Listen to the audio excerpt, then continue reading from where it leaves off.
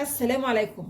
النهارده ان شاء الله هنعمل طبق بتنجان كده مشوي بالهريسه المشويه بطريقه لذيذه جدا. تعالوا بقى نسمي الله ونشوف عملنا الطبق الجميل ده ازاي. اول حاجه هجيب كده بتنجانيه رومي وهغسلها كويس يعني واحطها على عين البوتاجاز، وافضل بقى اقلبها فوق وتحت لحد ما الاقيها اتشوت معايا خالص.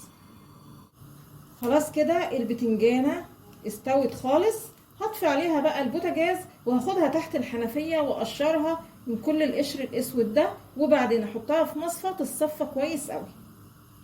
بعد ما قشرت البتنجان بقى وصفيته كويس قوي من الميه، ههرسه كويس قوي.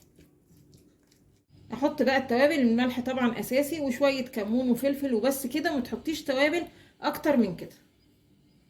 والهريسه بقى المشويه اللي كنا عملناها الفيديو اللي فات دي هتخلي البتنجان طعمه حكايه. طبعا براحتك، لو عايزه تحطي بقى كمان معلقه او اقل من معلقه براحتك. وشويه زيت، واقلب بقى الكلام الجميل ده كله مع بعضه.